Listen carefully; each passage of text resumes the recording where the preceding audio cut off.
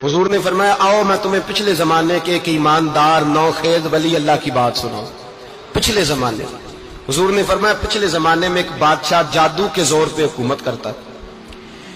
جب وہ ایک جادوگر اس نے رکھا ہوا تھا تو جادوگر اس کو جادو بتاتا، وہ جادو کے زور پر حکومت کرتا۔ جادوگر بوڑھا ہو گیا تو کہنے لگا بادشاہ کوئی نوجوان میرے پاس بھیج دے، اب میں بوڑھا ہو گیا ہوں، میرا پتہ کوئی نہیں، کب مر جاؤں۔ ایک نوجوان کی ڈیوٹی لگائی، بڑا زیرک سمجھدار، اپنے رعایا میں سے چن کے جو ذہین فطرت مزاج بچہ تھا وہ اس نے لگایا۔ اللہ کے محبوب علیہ الصلوۃ والسلام فرماتے ہیں بچہ جادو سیکھنے لگا، وقت گزرنے لگا۔ بچہ جب جادو سیکھنے جاتا تو رستے میں ایک راہب بھی تھا جو انجیل جانتا تھا، وہ اللہ اللہ سکھاتا، لوگوں کو حضرت عیسیٰ علیہ السلام کی تعلیمات سے آگاہ کرتا۔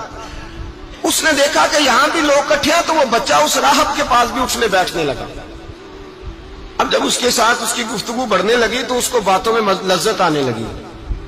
اس نے راہب نے پوچھا کہ تو کون ہے اور کس طرح سے آیا ہے، کیا تیرا معاملہ ہے؟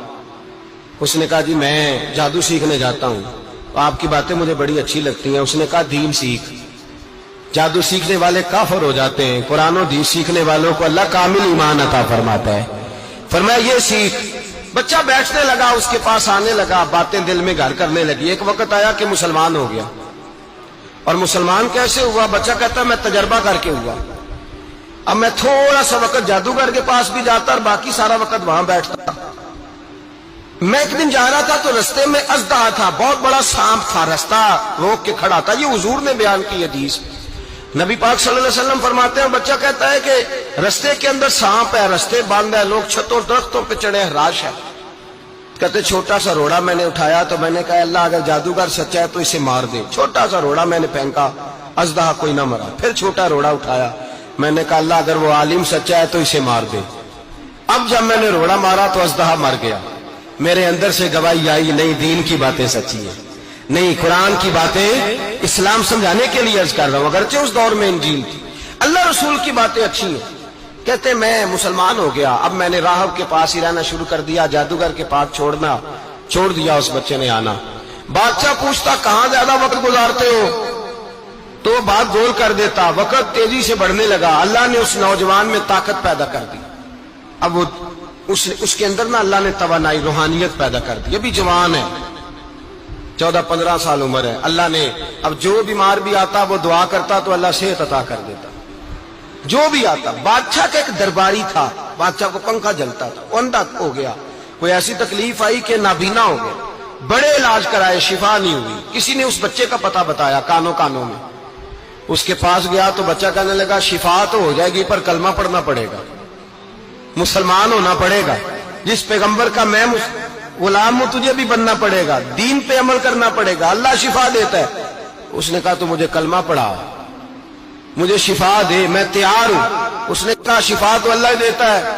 اس نے اللہ تبارک و تعالیٰ کا ذکر کر کے دعا مانگی، یہ مسلم شریف میں حدیث ہے، طبرانی میں موجود ہے۔ اللہ نے اسے شفا دی، اس نے کلمہ پڑھنا شروع کر دیا۔ یہاں ایک نقطہ لکھا ہے ہمارے علماء نے، کہتے ہیں جب اللہ ولایت عطا کرتا ہے نا تو یہ سفید بالوں والے کا حصہ نہیں ہوتی۔ اگر جوانی میں کوئی آدمی توبہ کر کے تصوف کے رستے پہ چلتا ہے تو سب سے زیادہ ولایت اللہ اسے عطا فرماتا ہے، سب سے زیادہ ولایت اس کے پاس ہوتی ہے۔ ابھی اس کے بال کالے ہیں، چڑھتی جوانی ہے، دعا کی تو اللہ نے، اور حدیث پاک میں موجود ہے کوڑے آتے تو شفا یاب ہو جاتے، اندھے آتے تو شفا یاب، برس والے آتے تو اللہ سے دے، جوان ہے۔ بادشاہ کے پاس وہ واپس گیا، وہ جو آدمی جس کی آنکھیں ٹھیک ہوئی تھی۔ بادشاہ نے پوچھا کہ کیسے شفا ملی؟ تو کہنے لگا میرے رب نے شفا دی ہے۔ بادشاہ سجدے کراتا تھا، اپنے آپ کو منواتا تھا، معاذ اللہ، کہنے لگا میرے علاوہ کون رب ہے؟ اس نے کہا وہی رب ہے جس نے تجھے پیدا کیا ہے، اور وہی رب ہے جس نے مجھے اندھے کو آنکھیں دی ہیں، وہی ہے میرا مالک۔ کہا اچھا تو مجھے نہیں مانتا؟ کہا نہیں میں اپنے رب کو مانتا ہوں۔ بادشاہ نے اسے سزا دی، ستایا، اس نے بچے کا پتہ بتایا، پھر بچے کو بلا کے ستایا تو اس راہب کا پتہ بتایا، راہب بھی قتل ہو گیا، نابینا بھی قتل ہو گیا۔ بادشاہ نے کہا سپاہیوں سے اس بچے کو لے جاؤ اور پہاڑ کی چوٹی پہ جا کے نیچے پھینکو تاکہ مر جائے۔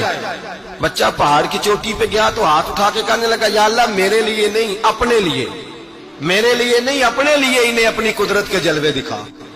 मेरे लिए नहीं, अल्लाह के बंदे अपनी जान बचाने की दुआएं नहीं मांगते, अपने लिए इन्हें अपनी कुदरत के जलवे दिखा। ये दुआ मांगी, जितने लोग साथ आए थे वो सारे जमीन पे गिरे और सब मर गए, पहाड़ से गिर के मर गए। बच्चा वापस सीधा बादशाह के पास कहने लगा, लो भाई मेरे रब ने मुझे बचा लिया है। जवान का ईमान देखो, मेरे रब ने मुझे, बोलो मेरे अल्लाह ने मुझे ईमान की गवाही दे रहा है, मैं बच गया हूं, तू झूठा है, मेरा रब सच्चा है। उसने कहा ले जाओ इसको दरिया में, कश्ती में बिठाओ, बीच दरिया के जाके धक्का दे दो। बैठे कश्ती में, दरिया के बीच गए और जब जाके वहां उसको धक्का देने लगे तो उसने कहा अल्लाह मेरे लिए नहीं, अपने लिए इन्हें अपनी कुदरत के जलवे दिखा। बस एक तूफान सा आया, जितने सिपाही साथ आए थे डूब के मर गए। वो बच्चा उठा और सीधा फिर बादशाह के पास, उसी के पास कहने लगा, लो भाई मेरे रब ने मुझे बचा लिया है, तेरे पास आया हूं। वो कहने लगा, तू क्या मुसीबत मेरे गले पड़ गई है, कैसे जान छूटेगी? तो बच्चा कहने लगा, अगर तू मुझे बांधे दरख्त के साथ और सारे मुल्क को बुलाए, लोगों को इकट्ठा करे, फिर तू मुझे तीर मारना, मैं तुझे बताऊंगा कैसे मारना है, मैं मर जाऊंगा। अल्लाह का बंदा नौजवान, ईमान देखो, मरने के तरीके बता रहा है, मैं तुझे बताऊंगा मैं कैसे मरूंगा। ये बात कही, बादशाह ने सारा मजमा जमा किया, मुल्क सारा बाहर आ गया, दरख्त के साथ बांध दिया। कहने लगा, भाई लोगों ये मुझे मारना चाहता था, मार नहीं सका, अब मैं इसे बताने लगा हूं कि मैं कैसे मरूंगा। इसे कहो जब तीर मारे तो साथ मेरे रब का नाम भी ले, मैं अपने रब के नाम पे जान दूंगा। ईमान की पुख्तगी में अल्लाह के नाम